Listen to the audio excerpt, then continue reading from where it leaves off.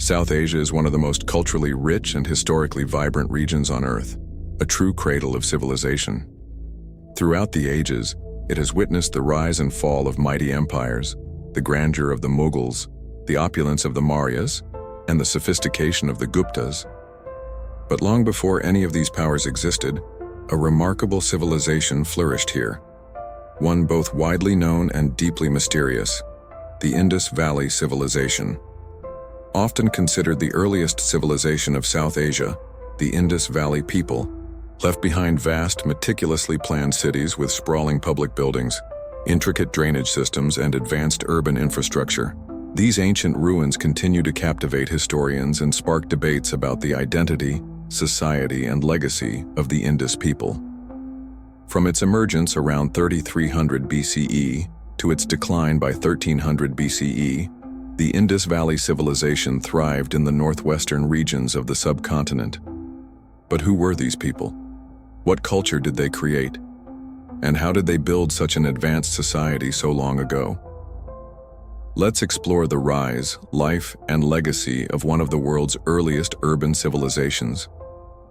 According to archaeological findings, the Indus Valley Civilization spanned much of what is today Pakistan and northwestern India, including parts of Rajasthan and Gujarat. Its territory stretched over 1.26 million square kilometers, covering deserts, forests, river valleys, and grasslands. This ecological diversity helped shape the civilization's growth and resilience. The civilization's major urban centers, Harappa, Mohenjo-Daro, Rakhigarhi, Ganweriwala, and Dholavira, were true marvels of early city planning. Massive in scale and complexity, these cities were laid out with precise street grids, advanced drainage systems, public granaries, baths, and workshops. Harappa even lends its name to one of the civilization's key cultural phases, the Harappan period. But while these cities draw most of the attention, they represented only a small part of the civilization's population. As scholars like Dr. Danica Parikh have emphasized, the vast majority of Indus people lived in rural villages, farming, herding, and engaging in local trade. Even at the height of urbanization, Indus society remained deeply rooted in its countryside. The roots of the Indus Valley Civilization trace back to earlier Neolithic cultures in the region.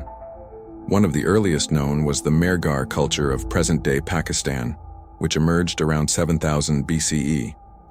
Settlements here gradually expanded over millennia, giving rise to larger towns such as Kotdiji, and eventually evolving into urban centers. By around 5000 BCE, distinct cultural zones began to emerge across northwest South Asia. These regions developed their own pottery styles and craft traditions, laying the foundations for future urban development. This period is often referred to as the regionalization era, marked by growing trade networks and the early signs of craft specialization, a shift where artisans began focusing on specific trades like pottery, beadwork, and metallurgy. This gradual evolution culminated around 3300 BCE with the rise of large urban centers, the beginning of the early Harappan period.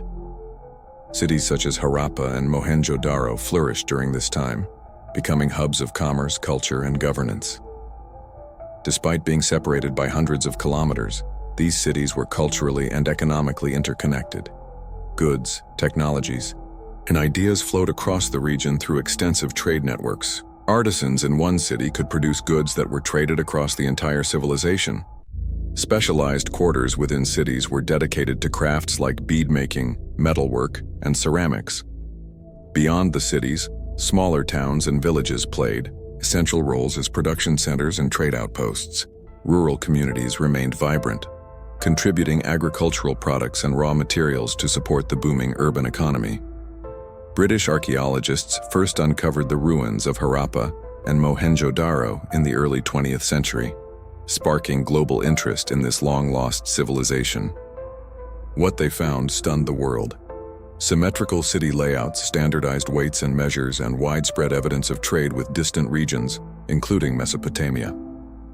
The early Harappan period was a time of consolidation and cultural unity. As cities integrated regional trade into a larger economic system, it set the stage for the mature Harappan period, when the civilization would reach its zenith. a topic deserving its own deep dive. This era also featured an increasing homogenization of the style of the artifacts within the Indus River Valley cultural zone, and saw an exponential growth in their production. The early Harappan period was followed by the mature Harappan period from 2600 BC to 1900 BC. During this period, the Indus reached its economic apex, producing treasures of great value, made of beads, terracotta, and most importantly, lapis lazuli. Whoever the Indus people were, they appeared during the mature Harappan period as an industrious civilization determined to expand the Indus culture and to gain access to more resources for construction and more crafts. So large was this growth that ancient sources in faraway Mesopotamia speak of the region as Malua, a large and wealthy kingdom to the east that many scholars consider to have been the Indus Valley. The Indus was a Bronze Age industrial heartland, with thousands of craftspeople producing luxuries on a grand scale and exporting them thousands of kilometers away to lands like the aforementioned Mesopotamia. This growth appears contradictory. In many respects, places like Shagi and Guere have their regional identities apparently erased, but a lot of other regions that were already part of the Indus appear to have been remarkably peaceful.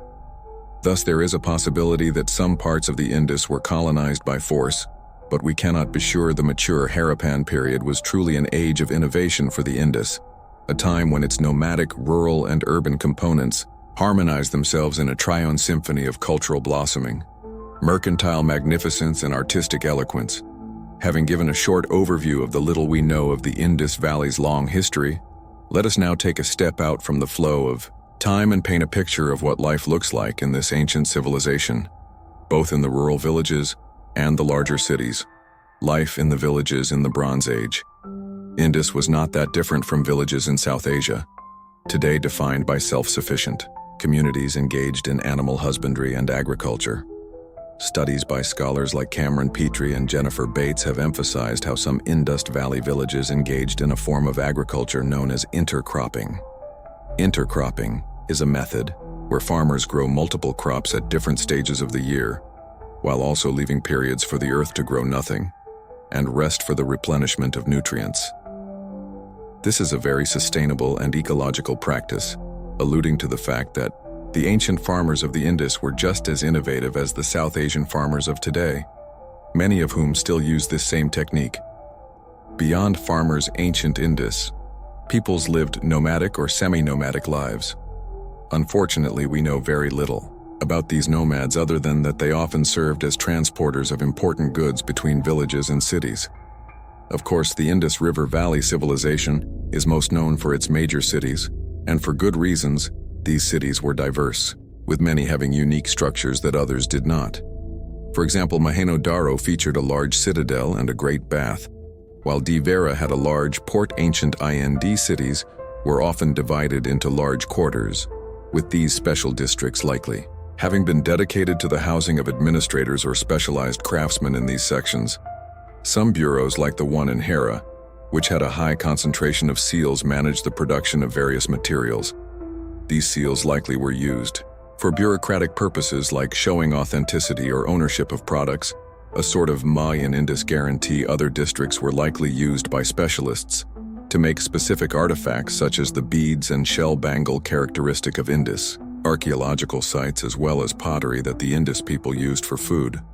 Ancient Indus cities also had something rather remarkable when compared to cities in Mesopotamia: large public buildings that anyone had access to, whereas Mesopotamian and Egyptian cities had large monuments that only priestly and bureaucratic elites used. Indus monumental buildings were accessible to all and had public uses.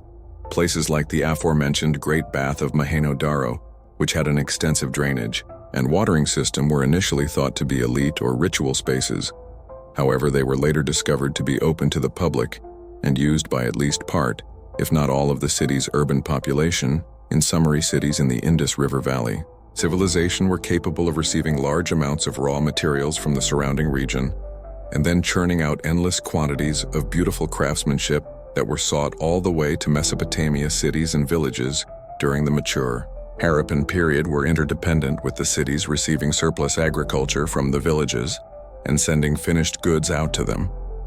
In return, the villages, however humble, were the foundation of Indus culture and life, and the grand cities were spaces with ample public grounds for people to recreate and meet each other. We will now move on to Indus long-distance trade. Perhaps one of the culture's most remarkable achievements, the Indus Valley Civilization had many large trade networks within it, with production centers in places like Shai producing priceless materials like lapis lily. These materials entered larger settlements where they were made into new artifacts and then exchanged throughout the vast expanse of the Indus cultural sphere and beyond. Indeed, Indus artifacts spread beyond their cultural homeland, traveling from the GTIC plains to Mesopotamia to properly contextualize just how vast the Bronze Age Indian trade network was. Let us take a trip with a hypothetical undeciphered to see how it unfolded. This trader has amassed his ship with goods from all over the Indus cultural sphere: shell bangles from Doa Vera, beads from Ano Daro, and lapis lazuli from Harappa. He has sailed to many lands, and now he is making his final journey at the bow. He makes a stand, and west is where he goes. He begins his trip when the monsoon winds blow west, sailing from the Indus city of Doa to the coasts of modern-day Iran, stopping at various small towns. Eventually, the Persian Gulf appears, and he makes his stop to trade and exchange goods there. He winters in the region as he waits for the monsoon winds to turn, staying in the Indus quarters of the host city, where many of his fellow traders from his home country have gathered. He then sails back towards the Indus Valley filled with goods from the west. The hypothetical story of the hypothetical sailor depicts a general idea of how the Indus Valley exchanged cultural ideas with the rest of the world. In fact, the Persian Gulf was culturally influenced by the Indus through this trade in very unexpected ways. The small Bronze Age state of Dilmun in modern-day Bahrain was a major recipient of Indus art and goods, and this impacted their administration due to heavy Indus influences. The elites of Dilmun developed state seals that were anesthetic blending of square Indus seals and cylindrical Mesopotamian seals in the site of T. In the modern-day United Arab Emirates, a mass of Indus goods such as large pottery vessels has been found. A similar picture appears in the site of Masar in modern-day Oman even. More remarkably, there appears to be a section of that ancient Arabian city where Indus material culture and burial practices seem to have predominated. This could have been due to situations like the story of our hypothetical sailor, where seasonal traders from the Indus stayed in the city temporarily to avoid monsoons. Alternatively, it could represent a population of Indus people residing in Amman, spreading their culture and tradition to the locals. We will now discuss Indus lifestyle and culture, which are elusive to us due to the lack of textual sources. One of the early excavators of the Indus, Sir John Marshall, considers the Indus to be an egalitarian society without leaders due to the large houses in Haraya, all being of similar sizes. Another early colonial excavator, Sir Mortimer Wheeler, believed in contrast that the two cities of Mohenjo-daro and Haraya were centers of a highly centralized state with two leadership figures, as he thought the large buildings were restricted to elites and resembled palaces in function. The debate has continued to this day, with scholars like Adam Green and Kamen Petri arguing the former and intellectuals like Massimo Vidali arguing the latter.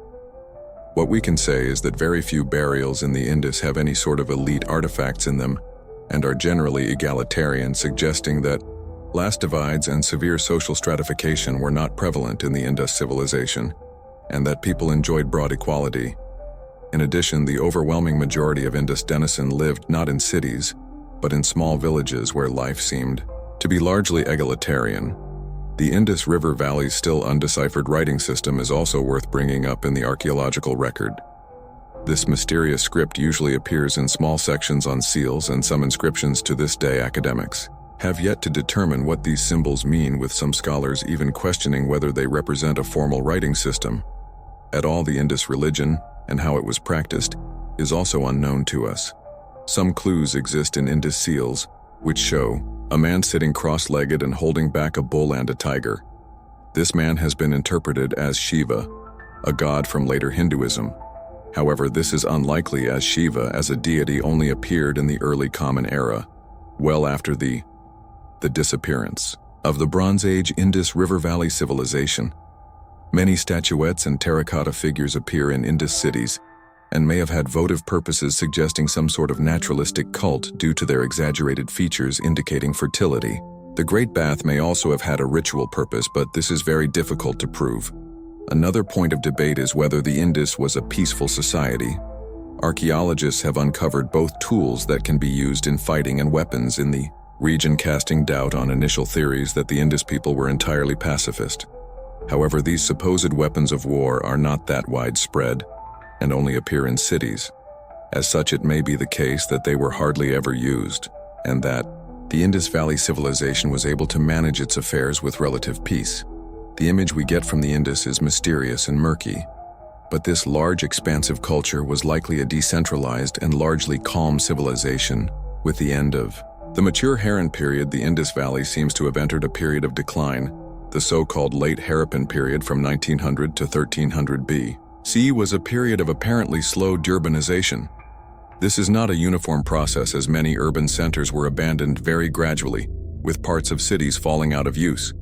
While others continued to be inhabited, many theories abound about this decline, on which we actually wrote our earliest members-only video. We will provide a short overview of the theories here. One theory is the so-called Aryan invasion, in which Indo-Europeans speaking peoples seemingly invaded and conquered the region, bringing forth the Vedic age. While some massacre sites, such as one at the gates of Mohenjo-daro, do appear in the archaeological record, there is no evidence of large-scale destruction in the region. Thus, the Aryan invasion seems to be the most unlikely of the theories involving the decline of ancient Indus civilizations. Climate change is another possible cause, as some ice core analysis shows drastic changes in climate during the late Harran period. These climatic changes do not fully match the period of decline, as habitation of large urban centers continues a few centuries after the shift in weather. However, it does seem that climate change played some role in the downfall of the Indus civilization. Even if many of the Indus civilization's villages appear to have adapted and thrived, despite the ecological challenges facing them, it is thus likely that during this period of climate change, urban dwellers moved to villages to continue living their lives after their cities had become unproductive places. By 1300 BC, the Indus Valley had fully declined, and the region remained predominantly rural until the end of the Iron Age at around 800 to 700 BCE, with the end of the Indus Valley Civilization. The region of South Asia continued its travel through history. Eventually, the second urbanization wave would hit the northwest and GTIC valleys, leading to the rise of regional states, characterized by Brahmin Buddhists, Jains, and Aikas. We have yet to resolve the mystery of who the Indus Valley people were, but we have learned many exciting things about them. We have discovered that they were advanced in agriculture and industry in ways that rivaled civilizations. From thousands of years after their time, we have found that they partook in long-distance trade and magnificent cultural exchange with Mesopotamia and the rest of India. Finally, we have found compelling evidence of what was possibly a large-scale, egalitarian, peaceful society. The Indus Valley's contribution to world history is that of an example of a society which withstood large climatic changes and also appears to have managed to produce incredible industry while allowing much autonomy to its inhabitants. When you visit the cities of Mohenjo-daro, Harappa, and DOA, you are visiting one of the most fascinating civilizations in the world. More videos on the ancient Bronze Age civilizations of the world are on the way, if you don't want to miss that. And many other historical videos. Make sure you are subscribed and have pressed the bell button to see them. Thanks for watching.